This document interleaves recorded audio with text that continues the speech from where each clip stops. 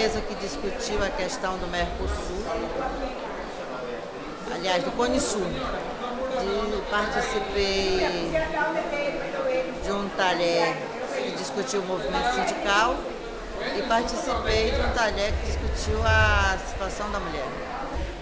A que discutiu o Mercosul foi interessante porque foi feita uma avaliação profunda da situação econômica e política da América do Sul, principalmente com relação ao golpe do Paraguai.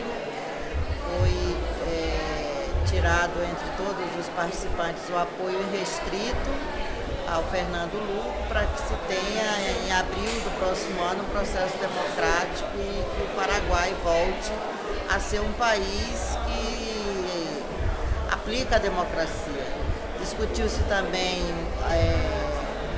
que os demais países da América do Sul e Caribe fortaleçam a Unasul e a CELAC para que se tenha uma integração no sentido da cooperação entre os países, não pela disputa acirrada de suas economias no comércio, mas que a gente possa ter sistemas de integração pela cooperação. No movimento sindical foi interessante porque nós discutimos que além desse fortalecimento da Unasul e da CELAC, sem descaracterizar o Mercosul, mas o movimento sindical precisa discutir estratégias de atuação, de envolvimento dos trabalhadores, para que nós tenhamos um espaço em que os trabalhadores e as trabalhadoras possam fortalecer suas ações. No Mercosul nós temos a coordenadora sindical do Cone Sul, em que participamos enquanto movimento sindical, mas na América Latina e Caribe a gente tirou como indicativo fortalecer o encontro Nostra América, que aconteceu o 5º no México esse ano e o 6º será em Cuba no próximo ano. E que esse encontro ele vai ser o espaço em que o movimento sindical classista deve aproveitar para discutir as estratégias de combate ao neoliberalismo, à terceirização, à exploração dos trabalhadores em toda a América Latina e Caribe.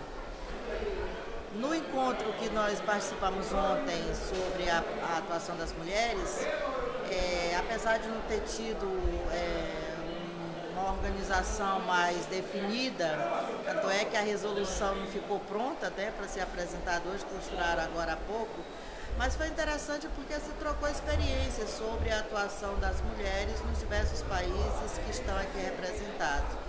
E que os partidos políticos devem, a partir de agora, ter como estratégia de democratização a participação mais ativa das mulheres. Então foi aprovada a paridade. Os partidos políticos invistam na paridade em suas instâncias e paridade com alternância, para que as mulheres não fiquem lá nas últimas, nos últimos cargos das direções, mas que a gente possa ter mulheres em todos os espaços de direção dos partidos, porque isso fortalecerá também a participação das mulheres no parlamento e em outros cargos de governo. Agora, o fórum tem como característica ser um espaço, um evento de pesquisa, de análise, de diagnóstico de todos os problemas, das pautas que são discutidas aqui, não é isso? Você viu isso nos encontros, nas oficinas que você participou? A gente viu isso em alguns mais, outros menos, né? Para o das mulheres ontem, a gente infelizmente não tivemos condições de fazer esse diagnóstico mais aprofundado, porque terminou que a metodologia adotada não favoreceu a discussão. E aí ficou se discutindo muitas coisas, algumas experiências muito focadas na Venezuela, porque nós tínhamos uma participação muito grande de venezuelanos no evento, e aí a gente não construiu um documento que apontasse uma análise mais aprofundada, foi mais panorâmica, né? Uma análise mais panorâmica do que seja a participação das mulheres na América Latina e Caribe. Mas o documento do movimento sindical, eu acho que ele foi mais profundo, porque ele já trouxe para a mesa a resolução do 5º ESNA. Então isso já dava um balanço mais aprofundado, um panorama mais, digamos, um diagnóstico mais profundo do que seja a atuação do movimento sindical na América Latina e Caribe. Agora, no caso do movimento sindical, que é um componente dos movimentos sociais muito forte, existe um fórum de integração, tendo em vista essa ofensiva da direita, essa cadeia de golpes e tentativas de golpes na América Latina? Existe alguma coisa que unifique o movimento sindical na América Latina para também atuar nessa área, nesse combate na defesa da democracia, dos direitos da soberania do povo, dos trabalhadores? Existem vários pontos, né? Não são unânimes, mas o que a gente tem como apontado como a principal defesa dos trabalhadores é a questão do fortalecimento da indústria, né, a geração de empregos, a valorização do trabalho, ou seja, desenvolvimento com valorização do trabalho e distribuição de renda, para que nós tenhamos, principalmente aonde ainda não se tem liberdades democráticas, que a gente possa ter isso no movimento sindical que fortalece a luta e a redução da jornada de trabalho, que é uma bandeira não só dos movimentos da América Latina, mas também pela FSM, é uma bandeira mundial a redução da jornada de trabalho. Né? Então a gente pautou essa questão da redução da jornada de trabalho também como uma das principais ações. E uma ação que foi discutida entre nós e que está inclusive na resolução é o movimento pela libertação dos 5 heróis cubanos.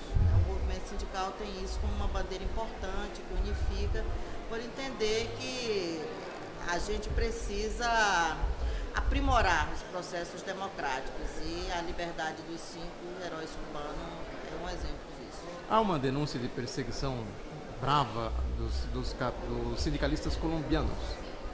Se discutiu isso? Não se discutiu aprofundadamente, apenas foi mencionado denúncias de sindicalistas colombianos e mexicanos, que inclusive já havia sido denunciado no 5º ESTA, mas não se aprofundou a discussão. Foi feito debate, não sei nem se está na resolução. Só para a gente entender, o 5º ESTA, o que vem a ser? O 5º ESTA é o 5º Encontro Sindical Nostra América, que é esse fórum que participam todos os movimentos sindicais classistas e que a CTB participa desde o seu primeiro, que aconteceu no Brasil, e que agora a gente está no processo de mobilização e envolvimento de outras entidades sindicais. Então, no Brasil, a CTB é a principal representante do Encontro Nostra América, que discute a política sindical dos trabalhadores na América Latina e Caribe.